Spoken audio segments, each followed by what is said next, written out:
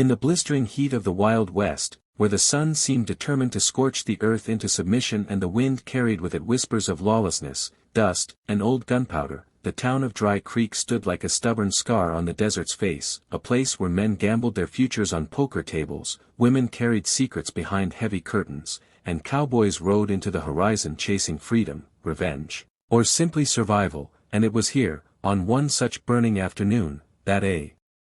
commotion began which would soon etch itself into the legend of the frontier, because at the edge of town near the watering trough outside Wilson's saloon, a young woman suddenly came stumbling out from behind the stable, her arms desperately trying to shield herself, her face flushed with panic and embarrassment, and her voice quivering as she cried out, "Please, help me, cowboy. They stole my clothes, sending every idle drunkard, every poker cheat, and every weary traveler in sight into a stunned silence that quickly broke into bursts of laughter, whistles, and gasps, for it was not every day that such a plea tore across the dusty streets of Dry Creek, and standing not far away, leaning casually against his horse, a tall, weathered figure with a wide-brimmed hat pulled low over his eyes shifted his weight and squinted into the light, his hand resting with instinctive ease on the handle of his revolver, for this man was known simply as Cole Maddox, a cowboy whose reputation stretched across counties, whispered about in saloons where men drank whiskey and swore oaths, a man who had seen the cruelty of both outlaws and sheriffs, and who now, against his better judgment, found himself locking eyes with the desperate stranger before him, a woman with torn undergarments that barely clung to her frame, dust in her hair, and fear in her trembling lips, and though the town jeered and laughed, Cole saw the glimmer of truth in her humiliation, and truth was something he had learned never to ignore in a land where lies flowed more freely than water, so he stepped forward slowly, boots crunching against the dry earth, his voice steady yet commanding as he asked, "Who did this to you, ma'am?" And she swallowed hard, eyes darting between the mocking faces around her, before she whispered through tears, "Outlaws. 3 of them.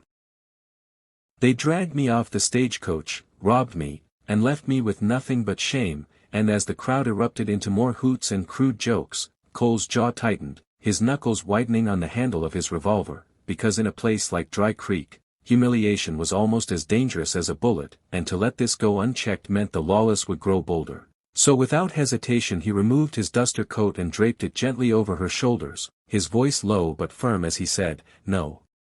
one laughs at this, not while I'm standing here," and the street fell quiet, for when Cole Maddox spoke, men listened, whether out of respect or fear, and though he had no obligation to this stranger, something in her desperation tugged at a buried part of him, something that reminded him of battles he'd fought not just with guns but with his own conscience, so when she clutched his coat tightly and whispered again, "Please, cowboy, help me," he nodded once, silently promising her and himself that the men who had done this would not walk away untouched, and so began the tale of vengeance, justice, and unlikely companionship that would unfold across deserts, saloons, and gunfights, testing not only the steel of Cole's revolver but the resilience of his heart, as he set off with this mysterious woman whose name, he would soon learn, was Clara, a name that carried more danger, secrets, and longing than he could have ever expected, because in the Wild West, no cry for help ever came without a price, and no cowboy ever rode into a story without becoming part of its legend. And if you're still here, following this tale as it unravels in all its grit and fire, then don't forget to subscribe to this channel, because more stories of courage, betrayal, love, and justice are coming your way, and you won't want to miss what happens next when bullets fly and hearts are tested in the dust and blood of the frontier. The night fell heavy over Dry Creek, and the saloon lanterns flickered against the dust-filled air as Cole Maddox guided Clara inside the safety of Wilson's old boarding house, where the scent of wood smoke, whiskey, and weary travelers clung to the creaking walls, and though she still held his duster coat tight against her frame, her eyes darted with unease, for she feared that the outlaws who stripped her of dignity would soon return to finish what they started, yet Cole assured her with the calmness of a man who had seen storms come and go, promising that no harm would reach her so long as he breathed, and though his words carried weight, Clara sensed more than duty in him, something like an unspoken kinship forged in the flames of hardship. Yet even as her gratitude warmed her heart, Cole's mind was elsewhere, calculating, replaying every detail she had shared of the ambush, for he knew that 3 outlaws bold enough to rob and humiliate a woman on the stagecoach road were not Men who would disappear quietly into the desert, no, they would be celebrating their cruelty, boasting in some dark corner of the territory, and perhaps plotting their next strike, which meant time was not a luxury, and so as the boarding house door shut behind them and the murmurs of curious onlookers faded, Cole asked her again, gently but firmly, to describe the men, and she did, her voice breaking as she spoke of a tall, scar-faced brute named Hutch, his shorter brother Lyle with a laugh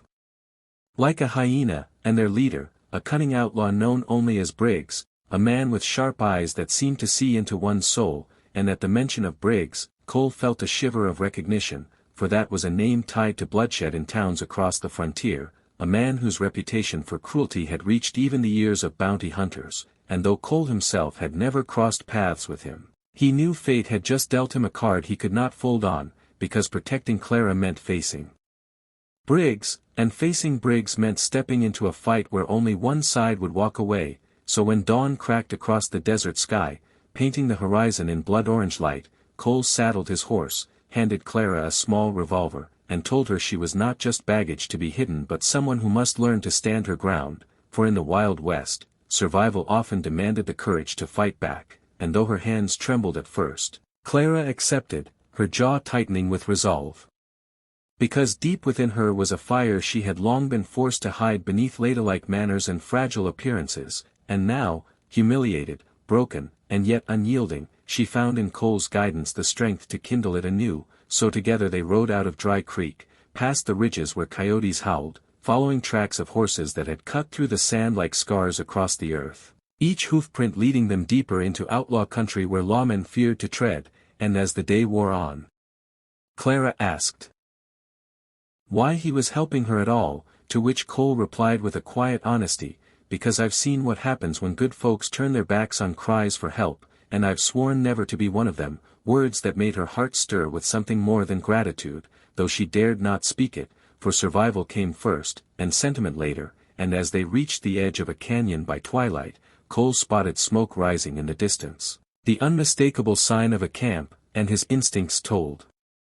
him Briggs and his men were near, celebrating their spoils, perhaps even laughing over Clara's stolen clothes, and his blood boiled at the thought, but before rushing in, Cole reminded Clara that patience was as important as courage, so they camped nearby, hidden among rocks, waiting for darkness to cloak their approach, and as stars stretched across the velvet sky, Clara whispered her fears, asking if they could truly win against three men hardened by cruelty, and Cole, gazing into the firelight that danced across his weathered face, told her, we don't need to win for the world, Clara, just for ourselves, and sometimes that's enough, words that planted hope in her heart, hope that maybe justice, even in a world as cruel as theirs, could still be carved out with grit and bullets, so when midnight came, Cole and Clara moved like shadows, creeping toward the outlaws' camp where drunken laughter echoed through the canyon walls, and there they were, Hutch and Lyle sprawled near the fire with bottles in hand, while Briggs sharpened his knife, his eyes glinting with the malice of a predator, and Cole knew there would be no negotiating, no reasoning, for men like Briggs thrived on the suffering of others, so he raised his revolver, signaling Clara to hold steady, and in a breath the night exploded with thunder, a shot ringing out that sent Hutch crashing into the dirt, chaos erupting as Lyle scrambled for his gun only to meet Clara's trembling yet deadly bullet, her first shot fired in fear but landing true, and Briggs, furious, dove for cover, firing wildly into the dark, his curses echoing as sparks flew from ricochets against stone, and the battle raged under the indifferent stars, dust and smoke choking the air, until finally Cole stepped into the firelight, his revolver aimed steady, his voice calm as he said, "It's over, Briggs," but Briggs, snarling like a cornered wolf, lunged with his knife, forcing Cole into a brutal struggle where fists and